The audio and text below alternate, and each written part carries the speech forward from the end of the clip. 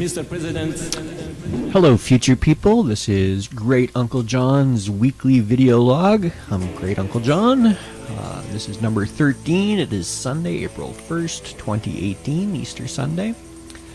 Spring continues to inch towards us. The weather has been cool, but sunny and dry. The snow is fast disappearing.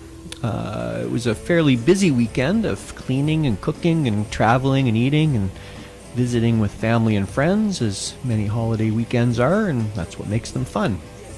And I got to see my great niece and my great nephew, so it was truly a Great Uncle John weekend. Let me see what's going on in the world. It was a quiet week locally in Ottawa. Provincially, the Liberals are promising money in their most recent budget. Of course, it's an election budget, so they always promise cash in those budgets. The most jaw-dropping one was universal child care for children 2.5 up and up. And this seems to be a terrible idea on the surface. I haven't looked into it deeply. I didn't even know it was being considered. We're deeply in debt as a province. I'm not sure how we would afford it, and I'm not sure what the rationale is. I don't know what the end game is economically for our society. Are they trying to increase the amount of women, particularly in the workforce, or parents, I guess?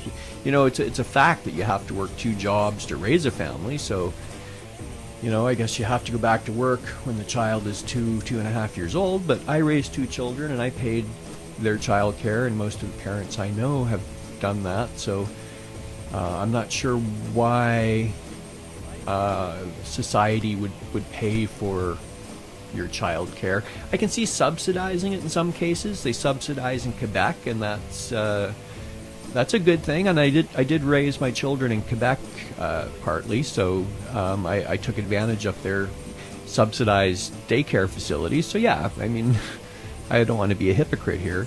But it seems to me that fully paid daycare, universal child care from 2.5 up is unaffordable, and parents are paying outrageous amounts for child care, as they always did. I mean, I was having a conversation about this last night with some friends, and they're about the same age as me, mid-50s, early 50s. And back in the 90s, when our children were young, around that age, we were probably paying a quarter of our income. So if 2 people were working, one person would be putting about half their income towards childcare. So, if that had been subsidized at the time or free, my goodness, that would have freed up a lot of our money to pump into the economy. Hey, maybe I'm talking myself through this. Maybe that is the ultimate goal of this.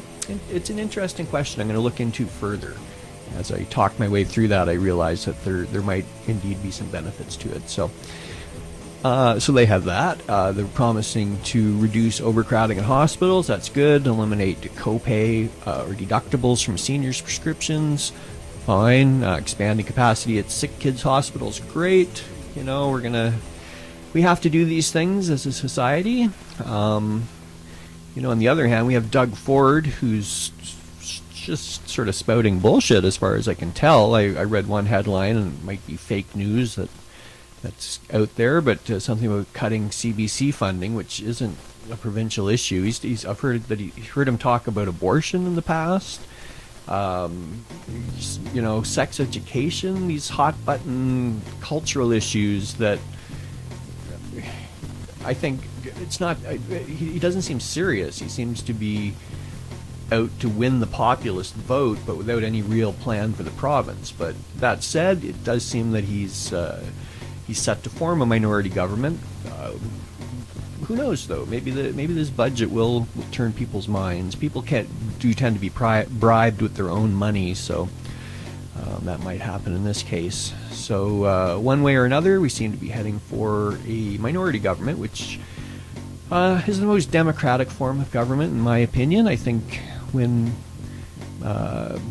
may go for a coalition with Horvath with the NDP. We'll see. Provincial politics are quite interesting this time around. Let's see, at the country at large, not much going on. My pot stocks are crashing.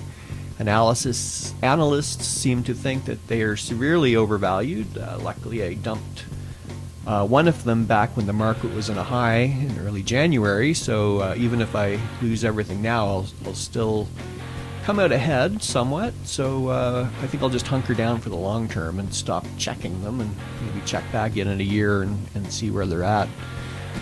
Let me see. Jagmeet Singh seems to be floundering about as NDP leader.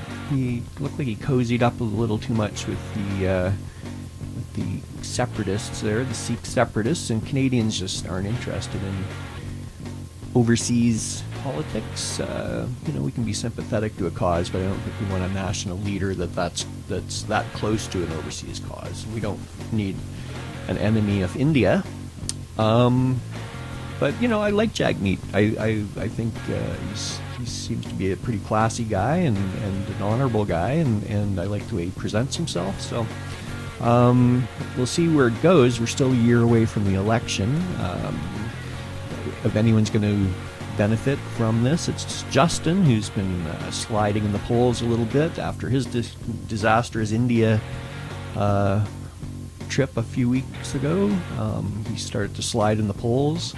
And that and other things. I think people just sort of start to tire of a government after a couple of years. But again, it's a long way away.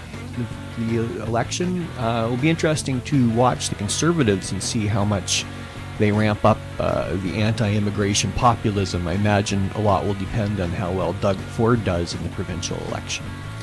In Trumpistan, last week's Stormy Daniels 60 Minutes interview is no big whoop, not exactly a nothing burger, but a few surprises.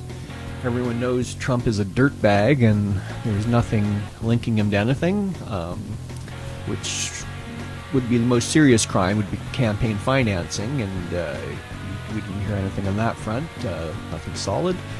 There was an allegation that a thug threatened Stormy Daniels a few years back if she didn't leave the whole Trump thing alone, but there was no specific proof. Her lawyer plays sort of like Trump. He alludes to things, and he's dramatic, and he really knows how to play the media game. He's been on TV a lot.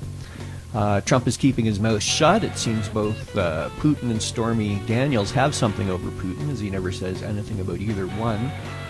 Probably so he won't perjure himself with Stormy Daniels, and with Putin, I guess everyone's anxious to see what he has on Trump and why Trump is such a bootlick. And I guess you future people know exactly what it is, but we're still in suspense back here on April 1st, 2018.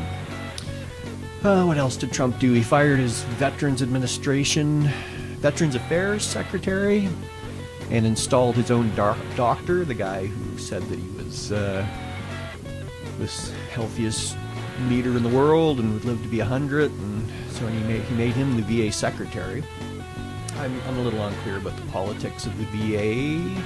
I think some in the Trump administration want to gut it, and the guy that was in there, Pruitt. Anyway, the guy that was in there wasn't what was sort of put the brakes on the gutting of the VA, and so they got him out, and they have this doctor guy in. He's an admiral, and he's been in the White House for 9 years. He's been the White House doctor for 9 years, so I guess through Obama as well. But he's never had any experience running a large organization like the VA, so. Obviously, it's some weird move by Trump. We'll see how it plays out. They always use the military for their political purposes and tout them in their speeches, but when it comes to looking after the veterans, they seem to do a pretty crappy job. Not just down there, but in our country as well. They use them and then toss them aside. I think the veterans deserve the best treatment we can give them as a society. Trump started a trade war with China, an attack on Amazon, online shopping network Amazon, for no apparent reason, and the U.S. stock market plunged. Trump has all the appearances of someone trying to sabotage America as much as he can before he's impeached. We'll see if that happens. I mean, the economy's doing well.